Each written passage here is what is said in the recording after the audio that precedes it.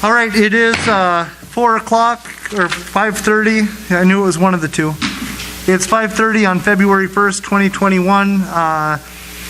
This is the regular city council meeting. Minnesota statute 13D.02 allows meetings to be conducted by phone or other electronic means under the following condition. The mayor has determined an in-person meeting or meeting conducted under 13D.02 is not practical due to a health pandemic. We do have one of our city councilors that is currently quarantining. Councilor Kraus, can you hear us? 5 by 5. Okay, and we can hear him. So we'll do our roll call votes so everyone is identified and recorded. With that being said, our first item on our agenda, which really isn't on our agenda, is to pledge allegiance to the flag. If you'd please join me. I pledge allegiance to the flag of the United States of America and to the republic for which it stands, one nation, under God, indivisible, with liberty and justice for all. Thank you. Our first actual item on our agenda is to approve the agenda, and we do have one addition, which would be a letter of resignation from the city administrator.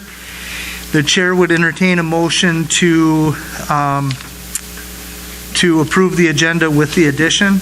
I'll make that motion. We have a motion by Councilor Holden. Do we have a second? Second. We have a second by Councilor Deitch. Any discussion? Hearing none, I'll call the question. Aye. Aye. Aye. Aye. And I'll vote yes. Motion carries 5-0. Next, we go to the minutes of the January 19th, 2020 meeting. Chair would entertain a motion to accept those minutes. So move. We have a motion by Councilor Deitch. Second. We have a second by Councilor Buller. Any discussion? Hearing none, call the question. Aye. Aye. Aye. Aye. And I will vote yes. Motion carries 5-0. Next, we go to transfers and claims, payments and claims. We have a transfer from Fund 101, the general fund, to 101, the general fund, from the taxing and lodging fund 812 in the amount of $153.39. Regular City International Falls claims of $548,470.66. Airport Commission claims $107,878.19. Runway Phase 2 claims $40,059.95. Phase 3 claims of $68,065 even, for a total amount of payable claims $764,473.80. Chair would entertain a motion to adopt that resolution. I'll make that motion. So moved. Motion by Councilor Holden. Do we have a second? All second. We have a second by Councilor Kraus from a distance. Any discussion? Hearing none, call the question. Aye. Aye. Aye. Aye. And I'll vote yes. Motion carries 5-0. Anybody in the audience that would like to bring anything to the city council? If anyone's online that wants to bring something up, put it in the chat. We'll have an opportunity at the end of the meeting to do that again. Next, we go to opening bids. The first reading of the contract ordinance for the 2021 elevated water storage tanks and improvements. Chair would entertain a motion for the reading of the opening bid. So moved. Okay, we have a motion from Councilor Buller. Do we have a second? I'll second. We have a second by Councilor Holden. Discussion? Public Works Director, do you have anything to bring forward? Nope, came in under the engineer's estimate and looks good. Microphone, please. Okay. He said everything looks good and it came in under the engineer's estimate. Woohoo! Okay, we have a motion and a second. Any other discussion? Hearing none, I'll call the question. Aye. Aye. Aye. And I'll vote Aye. And I'll vote yes, motion carries 5-0. We'll have a second reading, and then we'll be painting a water tower. Next, we have the consent agenda, which is 2 license renewals. One is Silvers Construction LLC for a snowplow license, and the second one is Snickers Concrete, again, for a snowplows license. Just a reminder on the consent agenda, there is no discussion. Chair would entertain a motion for the consent agenda. All right, I'll make that motion. We have a motion by Councillor Deitch. Do we have a second? I'll second. We have a second by Councillor Kraus. I'll call the question. Aye. Aye. Aye. Aye. And I'll vote yes, motion carries 5-0. The first item we have under new business is consider a building demolition application from owners Terry Hart and Lisa and Ben Mortensen for a non-homesteaded property at 1418 Main Avenue. It would be my request at this time to table this to our next city council meeting, and my reasoning for it is so that we can have a discussion about the nature of our involvement since we have no site to haul to. I'd like to have that conversation at our committee of the whole meeting so we can find out how we're going to move forward with our demo policy. So I don't think it makes sense for us to make a decision on this evening. So the chair would entertain a motion to table this till our next meeting. We have a motion by Councillor Buller. I'll second it. We have a second by Councillor Holden. Discussion? Hearing none, call the question. Aye. Aye. Aye. Aye. And I'll vote yes, motion carries 5-0. Next, consider recommendation to hire 2 part-time patrol officers. As you see in our letter from Chief Maston, we have 2 candidates, Alexandria C. Stevens and Ryan E. Stenson. Chief, do you want to bring anything up, move forward with anything? And please use the microphone or else the great folks in online can't hear you. Thank you. Well, just for those of you that aren't aware, typically our full-time ranks are supplemented and taken care of by our part-time officers who fill those voids and become molded to become full-time officers typically. And historically, we've generally got quite a few part-timers, but we've been very short for quite some time now. Right now, we currently have 2 part-time officers that we share with the sheriff's office. So it's imperative that we get some more in the ranks. With the dissolution of the Police Civil Service Commission, we conducted testing. We had an open application process, which we had for a while. The applications were scored and graded. Prior to any interviews, there was an interview panel conducted with a captain, a sergeant, and an investigator. They were all asked the same questions, scored in the same manner, and then the packages presented to me. We had 3 qualified applicants that we interviewed, and of those 3, these were the most qualified and suited at this time that I would recommend as part-time officers for the city. All right, well, thank you. And I would also throw in that this won't cost it won't change the budget anything. We're already budgeted for this. Okay. Does anyone have any questions for Chief Maston? Hearing none, the chair would entertain a motion to hire both Alexandria C. Stevens and Ryan E. Stenson as part-time patrol officers. Mr. Mayor, Please. So moved. I made that employment would be contingent upon the successful completion of all required background investigations that are pre-employment requirements. Okay. So I would make the same request of the city council with the information that the chief had in his outline in his letter. I'll make the motion. We have a motion by Councillor Deitch. Do we have a second? I'll second. Okay, we have a second by Councillor Kraus. He always gets the second because he's from a distance. Any discussion? Hearing none, I'll call the question. Aye. Aye. Aye. Aye. And I'll vote yes, motion carries 5-0. Next, we have the addition to the city, or the meeting this evening. Earlier today, we did receive a letter of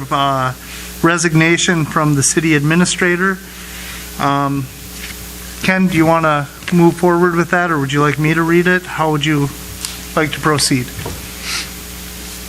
Well, would you like me to read it? I Well, can do that. you can read it, or you can summarize it. Well, Mayor, as you pointed out, I have tendered my resignation to the City Council, and I am proposing that my last day be on Friday, March 5th, 2021.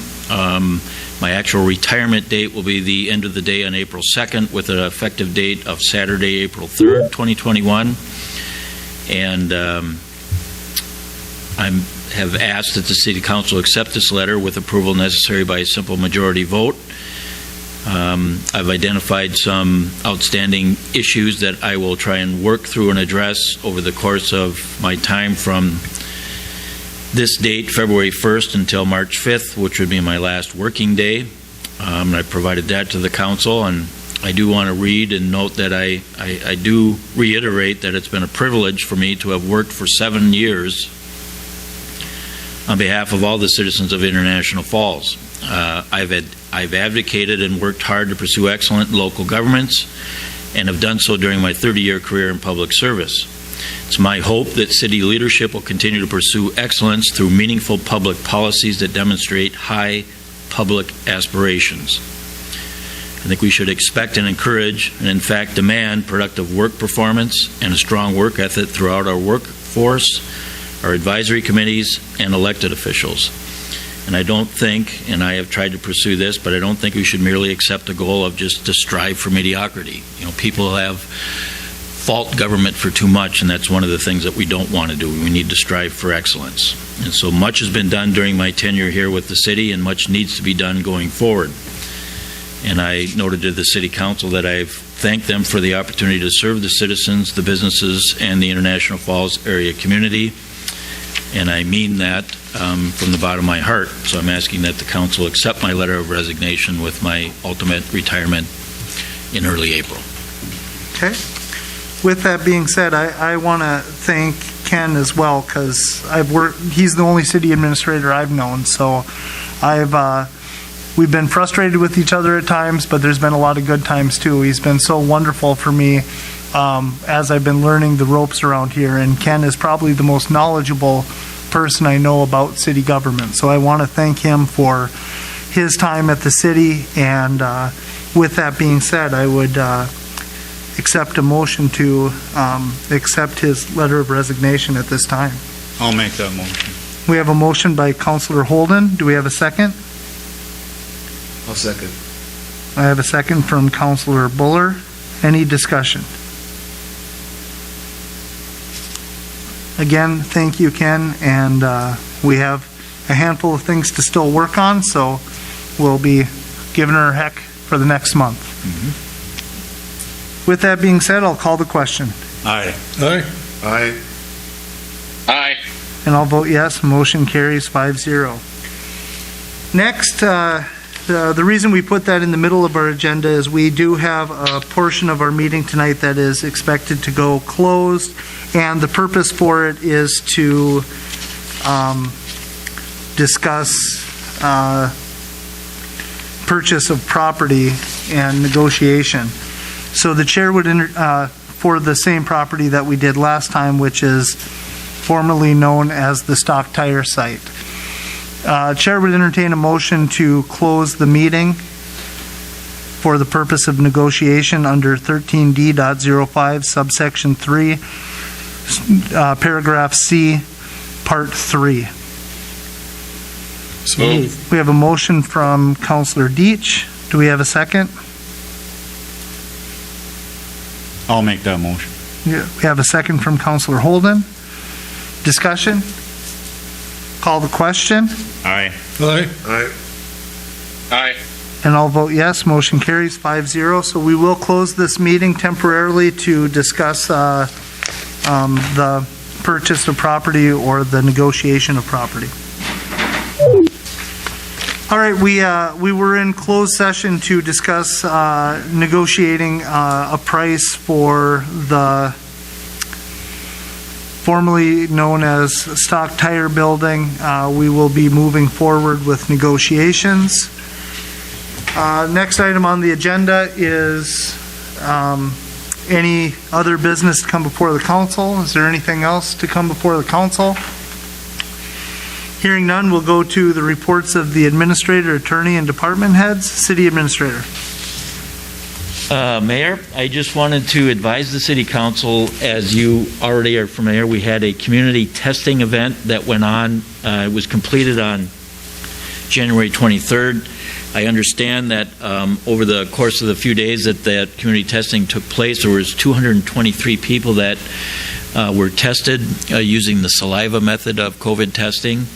And there was an email just prior to the meeting that we're still waiting to find out what the positivity results were for those tests, and that information isn't available yet. So, but I think it was encouraging that we could have the National Guard up here and allow that opportunity for people to get tested if they had some concerns, to try and, again, minimize the spread of COVID in our community. Secondly, I just want the council to be aware that we have the Sand Creek group that does our employee assistance program, and I just put a copy of their annual report in your mailboxes so that you would have a copy of that. And we had relatively minimal participation in it over the course of the last year. And then finally, just we did receive an application on tax abatement, and I'll be processing that through normal channels and keep the council advised on that. Thank you. City attorney.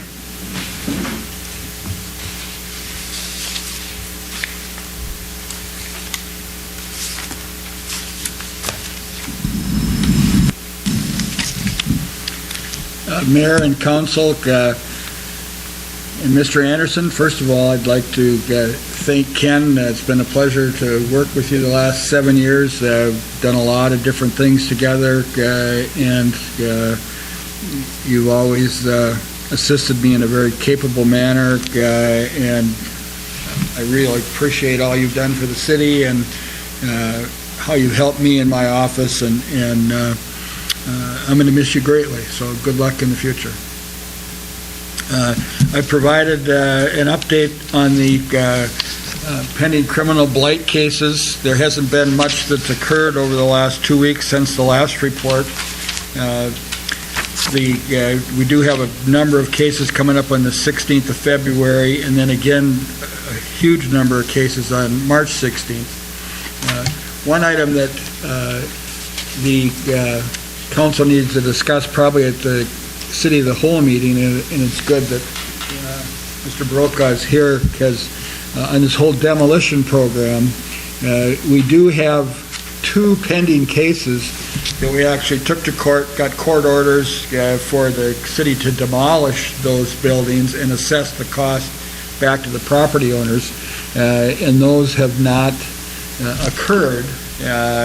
One is the Tim Colello property, and the other is the William Bradburn property where there was a fire.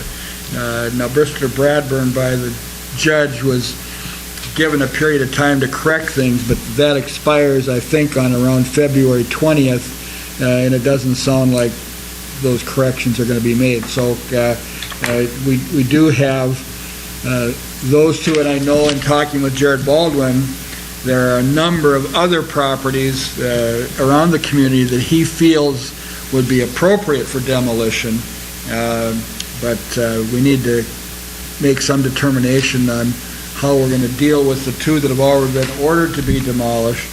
And I would say that the court order allows us to demolish them, doesn't require us to demolish them. So, I mean, if for some reason the city determines, hey, we're just going to let them sit there, that's an option, but that's not a very desirable option in my opinion. And if we don't have our own site, we're just going to have, at least with those that have been ordered by the court, whatever fee we have to pay the county to put these into their demo site, we just add that to the amount we assess to the property owner. Can that be contracted by the city? Sure. Can we contract with Yeah, we don't have to have our department do it if we don't want to. So we can contract with somebody to do it for him, and he just takes the whole total assessment, then goes right to the county landfill. Yes, in my opinion, we could. We need to go, what happens is, once it's all done, I go back to court with a motion and ask the court to give us a judgment for that amount that then gets assessed to the property, but it's already in the court's order that that would occur. We just have to know the amounts that we're asking, go back to court, but it'd be a pretty routine thing to get the amounts approved. So, no, if our department, for whatever reason, we didn't want to use our own employees and equipment, we could hire that out, yes. And I think that this is a good conversation for the committee of the whole, and this is actually something that I have already requested to have to discuss there. The situation, what concerns me on this is these ones that are demoed properties that we've went through the process of. Even if we did get an outside contractor to do the work, we're going to end up paying it out of our general fund more likely than not, because it's going to get assessed to the taxes, it's going to go tax forfeited, and then we're not going to recoup those costs anyways. So I think that's part of the thing that we need to have the discussion on, of when does the city do the demos and put it to to the county and accept those costs, because it's going to be cheaper for the city in the long run than to have an outside contractor do it and then the city just pay for that service. So those are conversations that I think we definitely need to have at that committee of the whole meeting. In addition to that, I guess I have another question on some of these. You said we can assess the costs of the tear down and the fees. Are we assessing court costs to the? We certainly can. I mean, we haven't. I mean, Okay. in the past, these demolitions, I mean, we've been entitled to go back and get judgment, assess them against the property. It hasn't happened. Okay. It should happen. So these are all conversations we definitely need to Yeah, have. but, our filing fee, typically it's like $350, and I'd be able to go back and figure out, the attorney's fees. There might be $1,000 in attorney's fees, and then we've got the costs. So all of those things can be assessed back, but for whatever reason, it hasn't happened in the past, and it should occur. And I think that that's one of my concerns that I have, is especially if you look on your first page, 1, 2, 3, 4, 5, 6, 7, 8 down, we're essentially fighting for 100, or the third one down, I'm sorry, corrected but refuses to pay the 150 fee. Well, that 150 fee would be considerably higher if we ended up having the court costs assessed on there too, and maybe he'd be paying the 150 if he knew that there might be 1,000 behind it because he's taking a jury trial, And so those are the concerns that I have, that we're not getting, we're fighting for $150, but we're spending $700 to get it. Well, and this is an option too,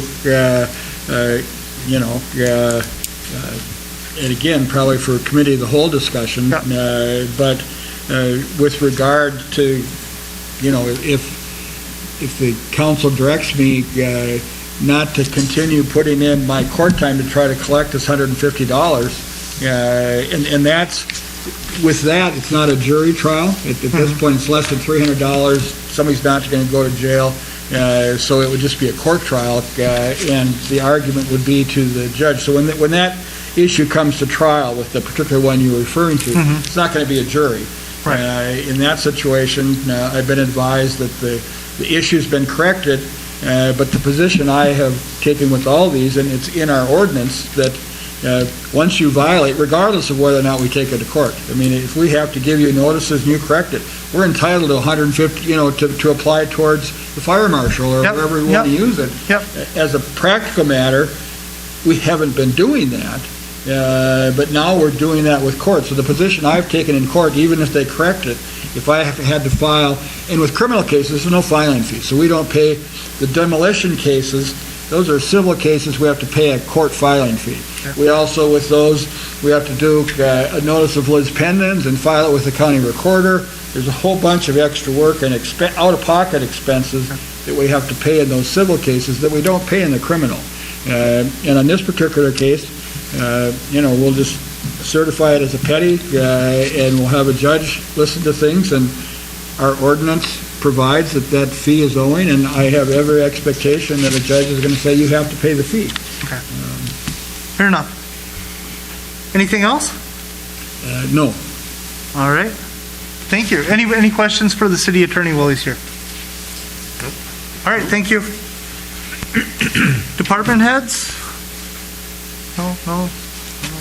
Reports to the mayor, council committees, boards, and commissions? Mayor, Please. after our last meeting, we had talked about stop signs from Truck Route 332 to Highway 53, and some of the citizens in that area were concerned about accidents. And I asked Chief Maston to run me a report on the number of accidents along that stretch from basically First Avenue East Main and First Avenue West, and to see if that maybe they would qualify for a stop sign. The numbers were so low, it's nothing to worry about. I appreciate that. Thank you. I actually had forgot about that already. That was a whole 2 weeks ago. No, thank you. That was a great follow-up. One of the things that we don't do well enough on this committee or on this board is giving updates of some of our other committees that we're on. So I just kind of jotted down a couple of things that I know that are working with. Right now, airport, I'm going to actually defer to Walt Buller. The big thing that they have going on there is that number 2 boiler that is going through some problems. Can you just give the council a quick update on what that is? Well, it's been going through problems ever since the airport ever since it was put in. It's been a problem.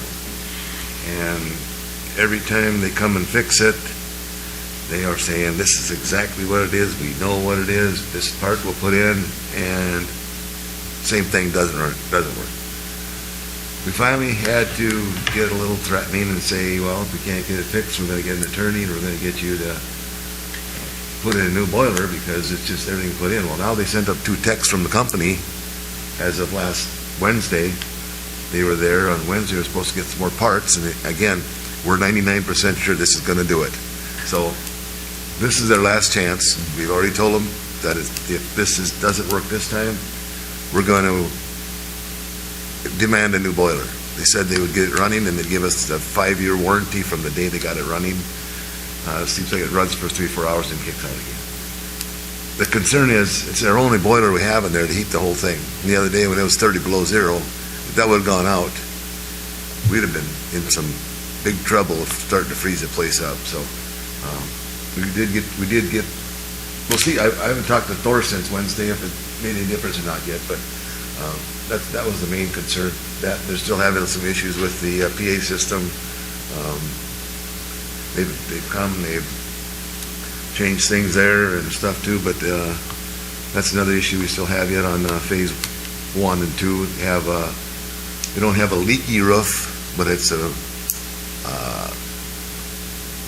more of a heat going up, and then they get condensate on these cold days, and the condensate comes down. So we got a spot there. They were looking to get approval from the FAA to get a heat-seeking drone. This company has one to bring it up here and go over the building to find out where the hot spots are and where it's heat's going out. So those are the ongoing issues with the airport. There's been quite a few at the buildings there, but Well, thank you. their SEH is taking care of it. There's been really good engineers to work with, and Well, thank you. Great update. Appreciate that. Last week, or 2 weeks ago now, Land Use and Legislation had met, and we had 2 items on the agenda there. One was the Minnesota Power Agreement and some information on how to move forward with the fire marshal rental licensing. And do you want me to take that, or do you want to? Go ahead, you Okay. started it, finish it. Okay, no problem. So the Minnesota Power Agreement, we'll be bringing this to the Land Use and to the Committee of the Whole next week, just to give you guys a little background. There's a couple of minor changes that we're looking at in the Minnesota Power franchise agreement, and some updates that we're looking at for our city ordinances. If you guys look in your boxes, there was a international property maintenance code that was put in there. If you guys want to go through and look at some of that information. The recommendation as of right now for the land use and legislation is to remove Section 420 of our Code of Ordinances and replace it with the International Property Maintenance Code, which has kind of been lingering out there for years, that we should be updating it. So that'll be on our committee of the whole next week to discuss. Public Works, do you have any, we don't really have much going on, but do you have any updates on? I've just talked to Ted today for next week's meeting. We're going to talk about the 2022 projects that we're going to go ahead with. He's going to have an update for us on that. And he's got some others to do yet. I don't know what else do we talk about. Oh, yeah. Oh, great. So, All right. And KETA, you had your first KETA meeting? Yeah, I Any enjoyed thoughts it. on that? Yeah, it was Alan Rasmussen running the meeting, and Pavlik was there, and Mike Hansen, a lot of people. Interesting. I mean, Paul Nevenin gave a speech on cold weather testing. Could have been, if it wasn't for the pandemic, we would have probably had the helicopters here, Bell helicopters for cold weather testing and that, but because of the pandemic, they didn't want to travel too far, so they canceled that. And a little bit of work, or a little bit of change with this pandemic, we probably get them back and stuff. And Great. so it was a very good meeting. I enjoyed it. Okay. And Joe, I will defer to you for Rec Commission. What's going on our Rec Commission right now? As far as I can recall, not a whole lot. And Mike is in on that committee I too, can so he give could certainly weigh in if I'm missing something. I think the primary crux of the meeting was, or the biggest issue that came up was non-compliance from visiting teams for the mask ordinance. We were able to kind of come up with a plan for how to encourage, we'll say, visiting teams and spectators to follow the ordinance. I do want to note that all of our teams and all of our spectators here locally are following the rules as written.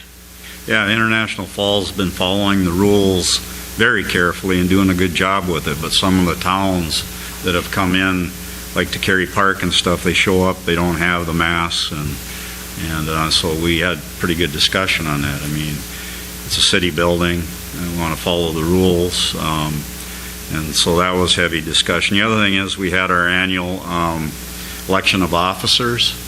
And it's always been my feeling. I've been on there about 14 years now, and the kids are really important, and the finances are there. It's doing really well. The rec is that way. But getting back to the election, I always felt that the at-large members, they're non-politicians. They are probably the best suitable to be in those positions as officers, president or chairman, vice chairman, and secretary. That's why I've never ran for chairman during my time on there. I've been on there as a school board member there 8 years, and then at large and that. But we had our election. Tony Palm was elected for chairman. He's an at-large member. Mark Lowak was elected as vice chairman. Another non-politician, and Brad Reiners was secretary. It keeps it, this is what I tell people, and maybe I'm a little rough around the edges, but non-politicians don't get their ears bent like politicians do. People wanting to talk in your ear and tell you how this should go or that should go. And that's why I always felt, especially with kids, at-large members were the best, and that's what we've stuck to. It's worked. Anyways, that was the recreation meetings. Great. You make politicians sound like a bad word. They're not a bad word. They just get more in their ears than at-large members. So when you're dealing with kids, I love kids. I don't want to see any. I just want to see good sports and all that, But great. And just an update with me and working with the Chamber of Commerce, I have not met with Tricia. She was out of town last week. Our goal is to meet up again this week. And I've I think you guys all received a letter from Leif Larson. I did reply to his email. I did not reply all because that's bad. So I did reply to his email. We went back and forth a handful of times, and it's my understanding that either this week or early next week, him and I will have a sit-down conversation about how we move forward. As I said before, we are getting real ground with the chamber, and it sounds like we're going to get a good deal for moving forward both of our organizations. So, with that being said, if there's no Hey, Mr. Mayor. Yep. Hey, I had one other update, and Mike can comment on this too. I do want to note that in working in coordination with the Public Works Director and the Athletics/Recreation Director, we were able to get the warming house at 8th Street Rink opened up. I believe they opened last Saturday, maybe the Saturday before. I've been on quarantine for a long time, so my dates are kind of messed up. But I did want to report that the warming house is in fact open at 8th Street Rink. Oh, thank you. That is good. That was good. All right, if we don't have anything else under boards and committees, anybody from the audience have anything to bring forward? I'm not seeing anything. Our correspondence, we have information from the International Falls Public Library Board of Trustees, the International Falls Coochian County Airport Commission minutes and agenda. Our next meeting is going to be on Tuesday, February 16th, 2021 at 5:30. Please note that city offices will be closed on Monday, February 15th for President's Day or an extended Valentine's Day weekend, however you want to look at it. With nothing else on our agenda, we're adjourned.